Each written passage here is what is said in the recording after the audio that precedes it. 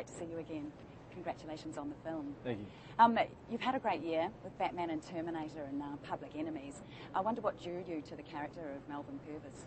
I think he's a fascinating man. You know, he's a supporting role in this movie. I'm very happy to be playing a supporting role here. I think that the entire movie is just fantastic. But there were really three things that I liked. Purvis immensely, and he led such a rich life. I feel was such a capable and honorable man, but yeah, with all the success he had, ultimately in his dynamic life, he had a very tragic death as well. He was somebody who remained haunted by this period of his life for many years. Dillinger equally, a very charming and a charismatic individual. And then Michael Mann as well, a real fascinating man and one of the finest filmmakers around. So there's those three reasons really that made me want to do this. This is a role, obviously, a story rooted firmly in history, which is very different from the last two roles you've played. Did you enjoy that aspect? It was a real character. I did, and Purvis and Dillinger both were both very fascinating to the press of the time. So there's the real wealth of newspaper clippings and newsreel footage about Purvis. Purvis wrote a book himself. His son wrote a wonderful book called The Vendetta, which I used all the time.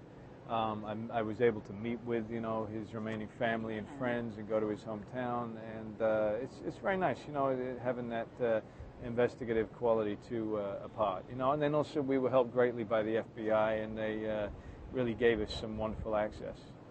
I wondered too, when I think about Batman and John Connor and now Melvin Purvis, I wonder if you drew any commonality at all with any of those men? I don't tend to really even attempt to look at that. I don't think about that. Because inherently you're playing good men, I suppose, and conflicted in some respects. I think though, but that confliction, I like that here in Public Enemies, nobody's absolutely wearing a white hat, nobody's absolutely wearing a black hat. I mean, with Purvis, he had an incredibly difficult task, and he had an absolute respect for his mentor Hoover, but I think ultimately became very disillusioned with what he felt was Hoover's compromise of his own values, and requesting Purvis to do things that Purvis felt to be quite abhorrent. I found it interesting and talked a little bit to Michael yesterday about the resonance of banks not being hugely popular right now and having its own sort of culture now. I thought it was timely for the movie. It's ended up being, very relevant in that fashion. Also with the lack of communication between various law enforcement agencies, which we learned so much about after the tragedy in 9/11. That was very much the case at that time. And very much. I mean, the Dust Bowl, people losing everything, created a climate where the likes of Dillinger were really championed.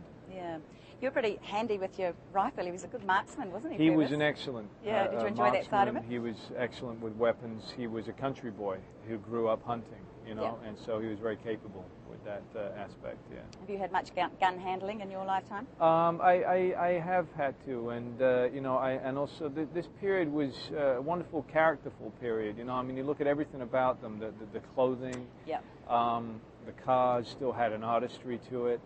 Even the guns had, to me, it was kind of the last era where guns still had some kind of a character to them. Nowadays an M4 is lethal beyond belief, lacks character, but the 1911 that Purvis carried, the Tommy gun, that still has some kind of a character to it.